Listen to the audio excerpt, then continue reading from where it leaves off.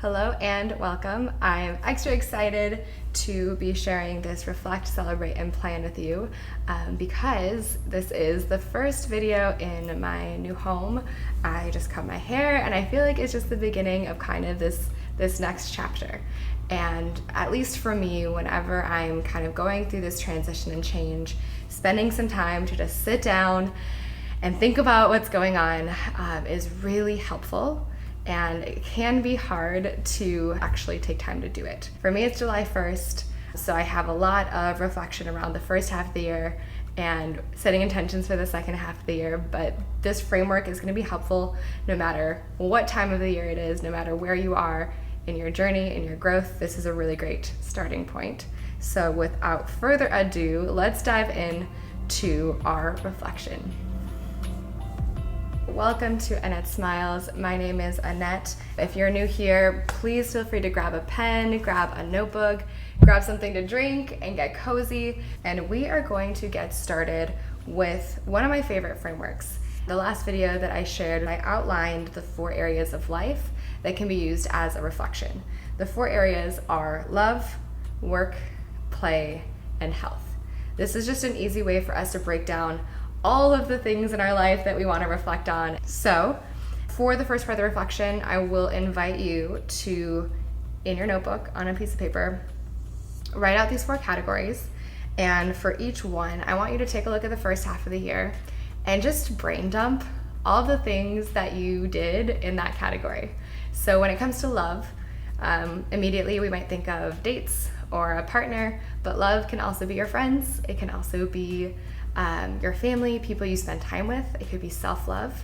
So in that category, write down all the things that you did in love. The second category is work. When we think about work, we think about our job or our profession, but work can also be your hobbies. It could be projects that you're working on. Write down anything that you accomplished or did that is maybe more of the professional side or the productive side.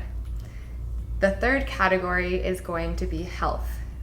Now for health, it's pretty straightforward. I want you to think about what are the habits that you created that are good for your physical body, for your mental health, for your spiritual health, your emotional health. I want you to think of health as this holistic picture of how you are feeling as a whole person.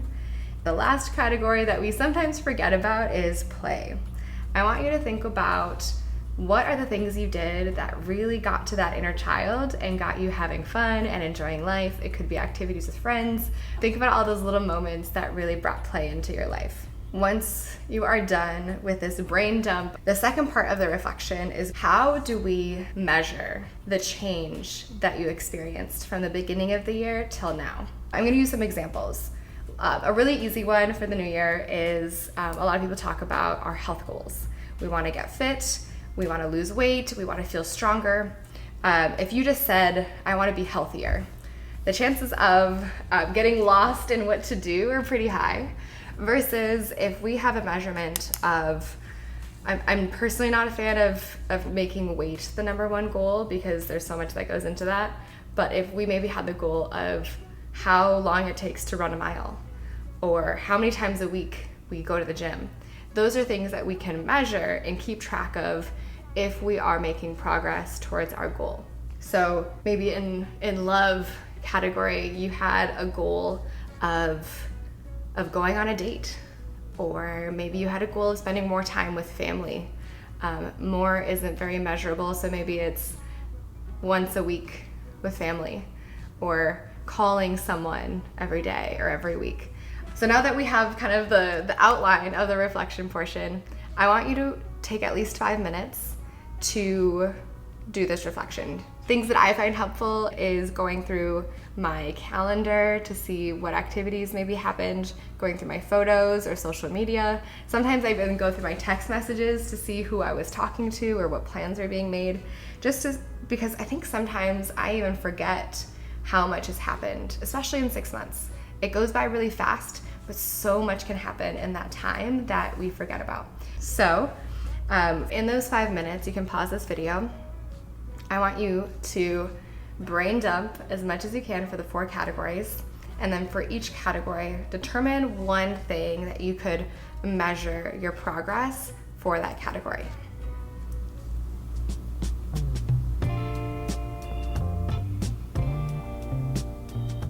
Now, if you took the time to pause the video, welcome back, congratulations.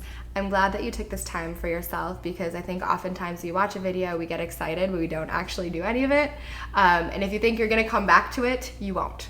So if you are someone who did not pause the video, take this moment to pause and do the reflection. I think that first part is gonna be the hardest. It's gonna take the longest. If you wanna give yourself 10 minutes, highly, highly recommend. I promise you, your soul will be really excited and happy if you do.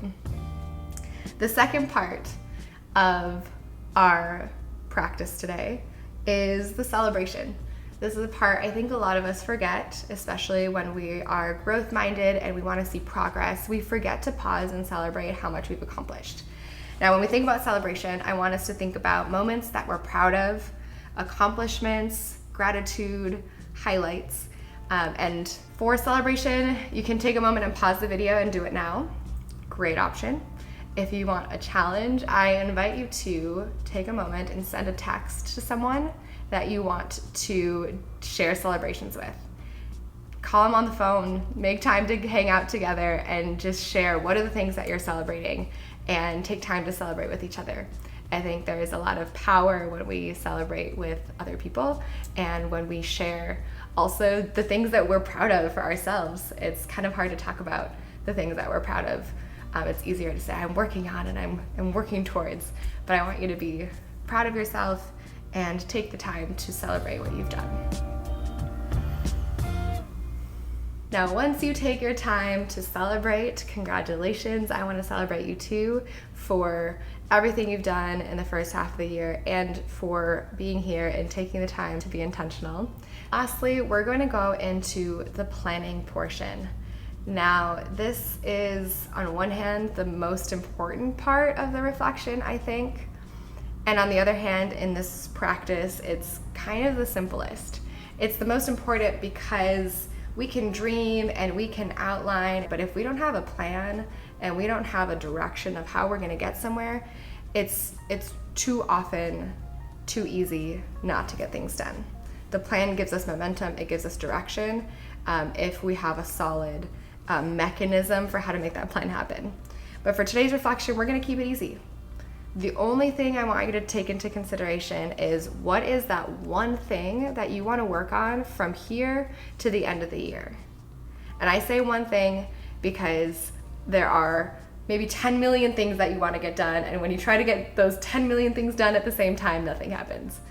But if you focus on that one thing, if you focus on feeling stronger, or improving your relationships, or getting a promotion, whatever that thing is that feels like the most important, it's like the tide that raises all boats.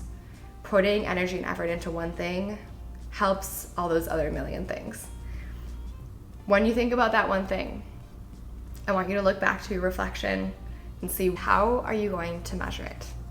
That's it. That's all I want you to do today. I am working on a project that will be outlining how to create a system for yourself that helps you accomplish that one thing. But for now, I want you to just focus on what is that thing and how are you going to measure it. And really don't do anything else for the next week.